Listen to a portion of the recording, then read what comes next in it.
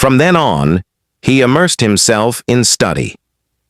3 years later, he passed the provincial examination. With official dignity and ceremony, he brought dozens of carriages and attendants to Madame Lu's home, bearing beetle trays and wedding gifts to formally wed the girl and bring her to the Ho household.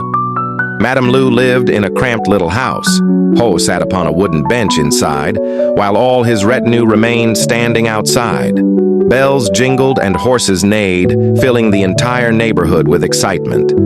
To speak again of old Huing, ever since his daughter had fled the house, the shop owner had demanded repayment of the betrothal money. But having already squandered more than half of it, Huing was forced to sell the very house they lived in to repay the debt in full. Thus, he fell into utter ruin, just as Hoa once had.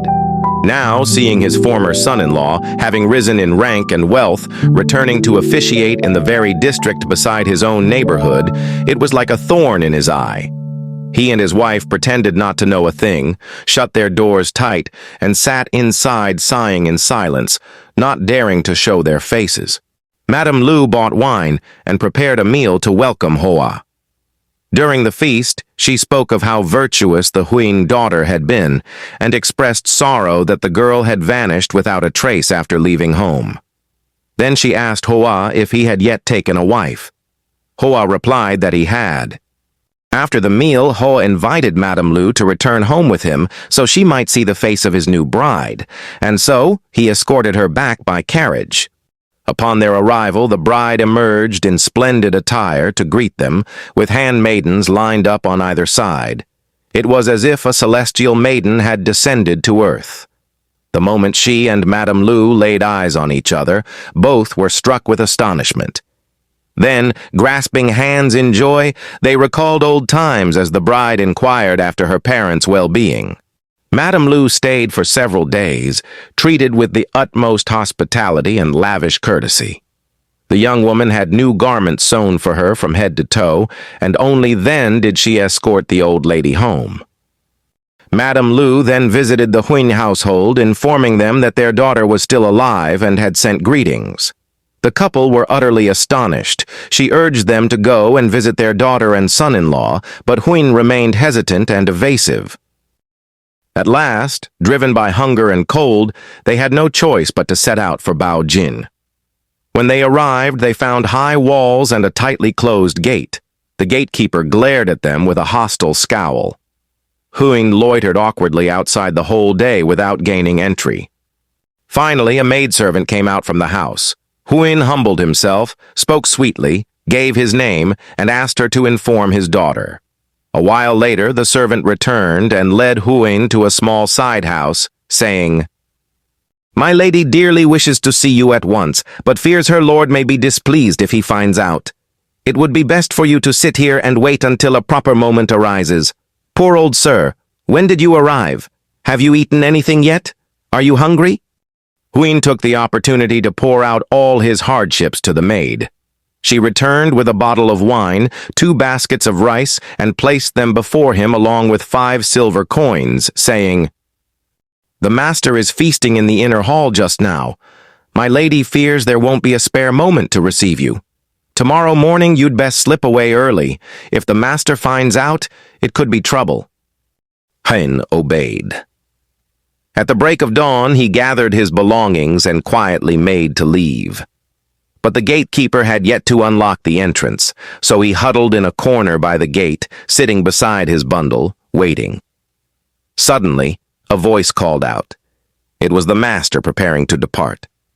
Huing looked for a place to hide, but Hoa had already spotted him and shouted, "Who is this old man?" The servants remained silent, no one daring to reply. Hoa grew angry. "He must be a thief! You there!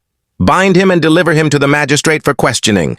They obeyed at once, tied Huing with rope to the trunk of a tree. Huing, filled with both fear and shame, dared not utter a word. After a short while, the maid from the previous night came out again and knelt before Hoa, pleading, "Master, this man is my own uncle. He just arrived last night, and I had no chance to inform you properly." Hoa then ordered that Huing be unbound. The maid led Huing back to the gate and said, It was my fault for forgetting to warn the gatekeeper in advance, which led to all this trouble. My lady has a message for you. If ever you wish to see her again, you must bring the old flower seller woman from your household together with Madame Liu. Only then will she receive you." Huyn nodded and took his leave. Returning home, Huyn told his wife everything. Overcome with longing for her daughter, the old woman wished to see her at once. She spoke to Madame Liu, and the two of them set out together for Hoa's residence. They passed through more than 10 gates before reaching the quarters where the daughter lived. She wore brocade and silk adorned with jewels from head to toe. A sweet fragrance drifted all around her. At the sound of a clear, melodious call, a host of maids, young and old alike, answered in unison and rushed forward, surrounding them in orderly ranks, awaiting instructions. Some brought forth golden inlaid chairs, while others brewed tea and served the guests. Mother and daughter sat down, their hearts moved as they spoke of the past, their eyes glistening with tears. That night, a special chamber was prepared for the two elderly women to sleep side by side. The bedding was soft and luxurious, richer even than anything they had owned in their wealthiest days. Madame Liu stayed for 3 days, during which the young woman treated her with the utmost kindness and care. One day she led her aside to a quiet place where, with tears in her eyes, the old woman confessed her past wrongs and begged forgiveness.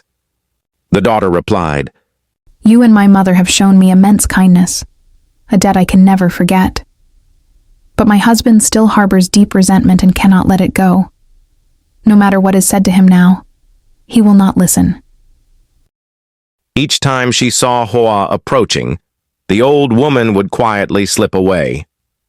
But one day, as she was sitting at leisure, Hoa happened to glance over and, not recognizing her, flew into a rage. "What peasant hag is this, daring to sit on equal footing with my lady? Servants, seize her and throw her out!" Madame Liu quickly intervened. "That is Madame Vuong, a humble flower seller and kin to this old woman here. I beg your pardon, sir."